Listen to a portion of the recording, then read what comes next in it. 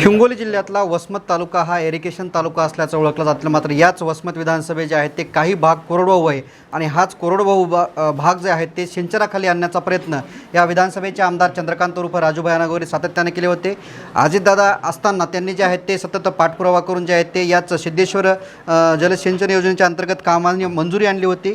त्याचा अपडेट काय आहे, इथलील कोरडवाहू भाग आहे काही त्या शेतकऱ्यांना पाणी कधी मिळणार आहे? सिद्धेश्वर उपसा जलसिंचन योजना मागच्या 15-20 वर्षापासून आपण सातत्यानं ऐकतोय, पण ही योजना कार्यान्वित करण्यासाठी पूर्णा नदीवर जी 4 बंधारे झाले त्यामध्ये ममदापूरचा एक आहे, तो पूर्णा तालुक्यात आहे। आपल्या मतदारसंघामध्ये पोटा, त्याच्यानंतर पिंपळगाव कुटे आणि त्याच्यानंतर परळी जोडपरळी म्हणून त्या ठिकाणी होत आहेत। तर आपला जो सिद्धेश्वर उपसा जलसिंचन योजना आहे तो पोट्याचा बंधारा पूर्ण झाल्यानंतर तिथून आपण इरिगेशन म्हणून पाणी तिथून आपण जे पाणी उचलणार आहेत आणि ते पाणी आपण सिद्धेश्वर उपसा जलसिंचन योजनेच्या माध्यमातून जवळपास आंबा सर्कल असन, शिरड शहापूर सर्कल असन, त्याच्यानंतर पुरजोळ सर्कल असेल आणि शिंदे पांगरा या 4 सर्कलसाठी त्याचा उपयोग होणार आहे।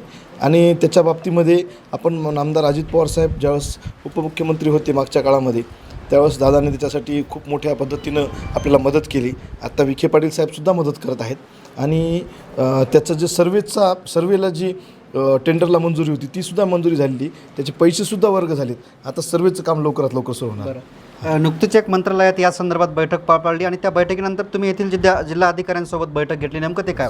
आपल्या जिल्ह्यातला जो सिंचनाचा अनुशेष आहे तो अनुशेष दूर करण्यासाठी आमचे हे सगळे सातत्यानं प्रयत्न आहेत। सिद्धेश्वर उपसा जलसिंचन योजना जर झाली तर किमान 5000 हेक्टर जमीन पाण्याखाली येणार आहे आणि तिथले जे तरुण शेतकरी आहेत त्यांचंसुद्धा जीवनमान उंचावण्यामध्ये तिथं फरक पडणार।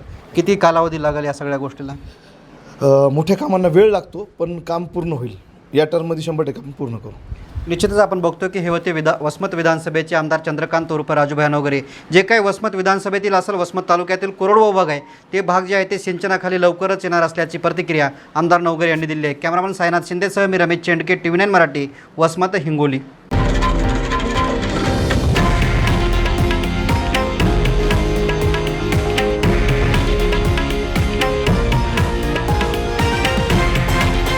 हे आहे देशातील नंबर 1 न्यूज नेटवर्क आणि आपण पाहत आहात TV9 मराठी, एकमेव।